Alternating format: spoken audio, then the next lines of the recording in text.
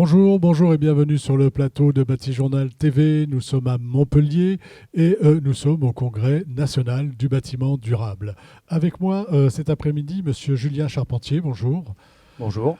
Julien, vous êtes directeur Occitanie de Mathieu Barre Construction et avec vous, on va parler d'un sujet qui nous intéresse tous et qui est très d'actualité, c'est la rénovation de l'habitat, mais c'est la rénovation, on a appelé ce petit temps d'échange, rénovation de l'habitat sur lui-même. Donc avant de rentrer dans le vif du sujet, je voudrais vous demander de nous présenter de Mathieu Barre, s'il vous plaît. Écoutez, De Mathieu Barre est un groupe que je qualifierais de séculaire, puisqu'il a plus de 160 ans d'existence. Il est présent sur un large spectre de l'acte de construire, puisque le métier originel était celui du génie civil. Il s'est évidemment étoffé avec celui du bâtiment. Et puis, ces dernières années, le développement s'est opéré autour des métiers de l'immobilier, avec la filiale de Mathieu Barre Immobilier.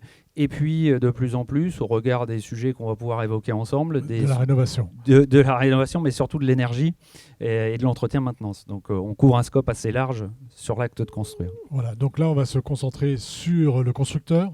Absolument. Et on va se concentrer sur la rénovation de l'habitat sur lui-même. Ça veut dire quoi, rénover l'habitat sur lui-même ? Écoutez, au sein de notre structure professionnelle, au sein de nos groupes, de nos entreprises, aujourd'hui, on a pleinement conscience d'être dans une dynamique qui nous amène à devoir réfléchir beaucoup plus profondément sur les thématiques environnementales. Et la rénovation, elle apparaît naturellement comme une évidence. Le fait de ne plus avoir besoin de construire pour créer des surfaces nouvelles, mais plutôt être amené à avoir des interventions que nous pouvons réaliser sur des bâtiments existants. Nous en avons aujourd'hui toutes les techniques à notre disposition, les savoir-faire au sein de nos entreprises. Et il nous semble important de pouvoir accompagner ce qui nous semble être aujourd'hui une démarche qui est de plus en plus développée, notamment au sein des bailleurs sociaux qui sont les gens les plus engagés dans cette démarche au jour où on se parle actuellement. C'est vrai. Et puis ça fait un moment d'ailleurs. Donc sur cet aspect justement bailleurs sociaux, quel va être, parce que vous êtes un constructeur, quelle va être la valeur ajoutée du constructeur face aux maîtres d'ouvrage, face aux bailleurs sociaux ? Ce que l'on peut retenir, c'est que les bailleurs sociaux ont quand même un avantage particulier sur cette approche constructive, c'est qu'ils gèrent, ils ont en possession, en pleine propriété, des bâtiments entiers, notamment je parle de logements collectifs particulièrement, et qu'à ce titre, ils ont la possibilité d'engager des travaux de fond et globaux qui vont traiter de la totalité du bâtiment. À partir du moment où ils ont cette opportunité-là, tout un volant de dévolution sont à leur disposition pour pouvoir lancer des projets que je qualifierais de clés en main, mais dont les dévolutions sont plus connues chez les gens comme les marchés en conception-réalisation, en conception-réalisation, entretien-maintenance, ou même maintenant les sujets de marchés globaux de performance. Et dans cette démarche, les entreprises telles que de Mathieu Barre peuvent apporter un savoir-faire clé en main de réponse globale à toutes les thématiques que le bailleur social veut voir traiter dans le cadre de sa réhabilitation. Donc ça, c'est une des premières étapes fondamentales qui nous permettent à nous d'intervenir dans ce type de projet. Donc ces thématiques, ça va être le traitement de l'enveloppe de bâtiment, ça va être les équipements techniques, ça va être l'organisation, la maintenance, c'est ça ? Alors, le bailleur reste le décisionnaire sur les éléments du bâtiment qu'il veut voir évoluer, mais la possibilité de traiter clé en main permet justement de couvrir un scope extrêmement large de thématiques. L'environnemental arrive en premier, c'est-à-dire la baisse des consommations et qui s'accompagne d'une baisse des charges pour les locataires. Donc là, assurément, l'enveloppe est régulièrement traitée dans les sujets de réhabilitation et notamment en site occupé. Mais pas que. Aujourd'hui, on s'aperçoit que nombre de bâtiments, pour peu qu'ils aient été construits dans des années antérieures, ne disposent pas, par exemple, d'espace extérieur. Et aujourd'hui, nos entreprises et une structure telle que de Mathieu Barre est tout à fait engagée dans la capacité de proposer des éléments complémentaires aux usages des résidents de ces bâtiments, voire même d'augmenter la surface habitable, et le tout en conservant les gens à l'intérieur de leur logement. Donc on peut couvrir un spectre extrêmement large. L'amélioration de la performance énergétique, la mise en œuvre d'énergies renouvelables, l'amélioration des usages, des espaces communs. Enfin, le scope est extrêmement très large et tout ça en site occupé. Absolument. D'accord. Parce que, si je peux juste excusez-moi, faire une petite remarque là-dessus, l'une des thématiques les plus complexes peut-être à aborder dans le cadre de ces réhabilitations sont souvent des thématiques qui tournent autour des problématiques liées au plomb, liées à l'amiante. Mais aujourd'hui, nos savoir-faire d'entreprise et l'expertise qui est la nôtre dans le cadre d'interventions de ce type nous permet d'être tout à fait rodés et strictement dans l'application des réglementations auxquelles on doit se plier pour pouvoir effectivement trouver une manière de réaliser ces travaux sans exposer effectivement les résidents dans leur logement. Attention à ce qu'on trouve dans les bâtiments anciens. Ah ça... Nous sommes bien d'accord. Donc sur ce volet valeur ajoutée, on a bien compris ce que vous êtes à même de proposer. Aujourd'hui, les choses évoluent un petit peu. Vous allez peut-être aussi vers vous allez peut-être sortir du champ des bailleurs. J'imagine que vous y réfléchissez. Ça consiste en quoi et comment, vers qui vous voulez vous tourner aujourd'hui ? Écoutez, ça répond assez simplement aussi à une logique de développement de structures, de groupes et d'entreprises. Aujourd'hui, on est tous engagés dans des processus qui nous amènent à penser notre politique de développement durable, ce qui est le cas chez De Mathieu Bar. Et il y a 4 axes principaux chez nous, dont un qui s'appelle construire et construire de manière durable. Donc on comprend bien que cet axe, il a pour objet de se tourner de manière exogène vers nos maîtres d'ouvrage, vers nos clients. Donc il est clair qu'aujourd'hui, nous devons aussi, nous, être en capacité, à travers notre savoir-faire, notre expertise, de montrer qu'au-delà de l'approche de la réhabilitation des bâtiments des bailleurs, nous soyons également capables de proposer des réhabilitations qui ouvrent un scope plus large.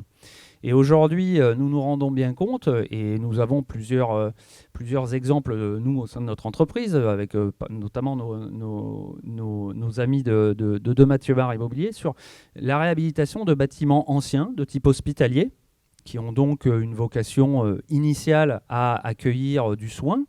Eh bien aujourd'hui, ces bâtiments, nous pouvons, à travers les techniques et les savoir-faire de nos entreprises, intervenir sur ces bâtiments pour en transformer l'usage. Et aujourd'hui, sur l'exemple que j'ai en tête, nous pouvons lover à travers un bâtiment ancien, donc dans des normes tout à fait modernes et contemporaines, une crèche, une résidence hôtelière, des bureaux, un espace d'exposition, un restaurant panoramique.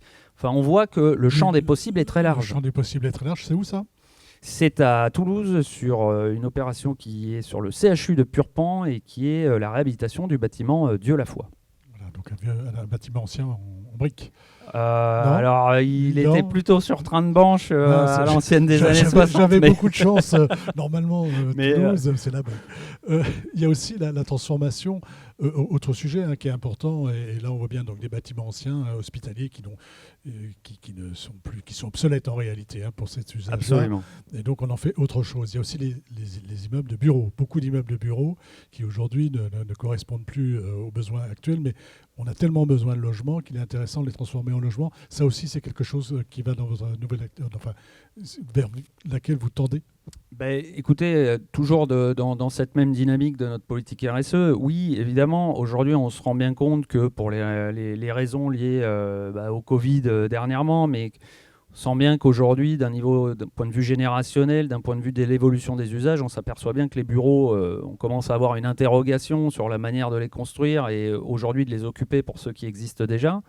Et quand on cumule à cela un besoin de logement qui est toujours plus prégnant, des espaces de bureaux qui parfois dans certaines métropoles sont vides, il faut clairement exprimer les choses telles qu'elles sont, il était évident que dans le cadre de l'évolution professionnelle de notre filière, on réfléchisse justement à la capacité, toujours dans le prolongement de ce que je vous ai dit sur les deux premiers points précédents, c'est cette capacité à apporter nos savoir-faire pour transformer un usage aujourd'hui de bureau abandonnés ou non utilisés, que nous soyons capables d'apporter notre savoir-faire et notre expertise pour transformer ces usages vers ceux qui sont nécessaires aujourd'hui, et particulièrement le logement, sans avoir à consommer de nouvelles surfaces et de construire de nouveaux bâtiments. De nouvelles structures, on conserve Exactement. la structure et à l'intérieur de cette structure, on s'adapte pour créer du logement.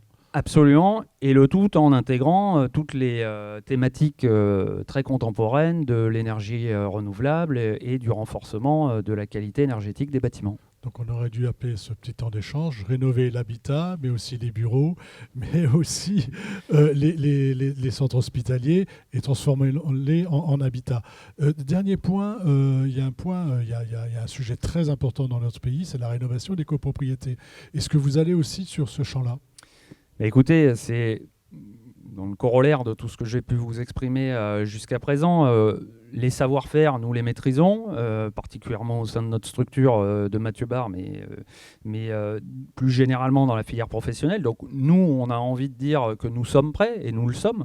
On peut l'affirmer. Maintenant, il est vrai que les copropriétés privées font appel à un autre type de problématique, si je peux me permettre de l'exprimer ainsi, c'est que, évidemment, quand des travaux d'envergure doivent être engagés sur une copropriété, ça nécessite d'avoir... C'est difficile. d'avoir la totalité des copropriétaires qui le valident. Donc oui, c'est un peu plus compliqué. C'est un peu plus compliqué. Est-ce que ça veut dire qu'il faut un peu de coercition ? Qu'est-ce que vous attendez des politiques sur ce point de vue-là ? Nous, en tant qu'entrepreneurs, on n'est pas trop à attendre après les politiques. On a des idées, on n'a pas d'exigences naturellement, mais il est sûr que certainement que des politiques qui permettraient de faciliter, d'engager les copropriétaires à bénéficier peut-être de quelques ordres fiscaux ou j'ai pas d'idée, n'étant pas politique moi-même, mais dans le cadre d'une politique incitative, on aurait besoin d'inciter davantage certainement pour engager la décision en fait, Voilà, donc on voit qu'on est parti de rénover de l'habitat sur lui-même et on va en réalité beaucoup plus loin. Et le tout, on le fait avec une approche globale et on le fait avec un constructeur. Donc il y a aussi des choses à raconter sur le sujet. Eh bien, absolument, sachant qu'en plus, quand nous intervenons de manière globale, ça ne se fait jamais tout seul en tant qu'entreprise. Nous avons bien évidemment les maîtrises d'œuvre avec lesquelles nous travaillons, l'architecte restant l'architecte, le bureau d'études faisant son travail de bureau d'études. Enfin, c'est pas l'entreprise qui à elle seule porte tout ça, bien mais sûr, elle est capable de le coordonner. Voilà. Cette coordination, c'est une équipe. Merci.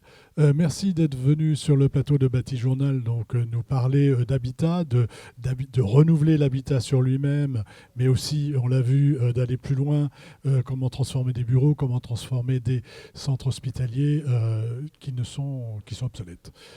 Une émission à retrouver sur notre site internet Bâti Journal TV, à retrouver également sur les sites de nos partenaires que sont Planète Bâtiment et bien sûr le site du Congrès. Merci à vous. Merci beaucoup.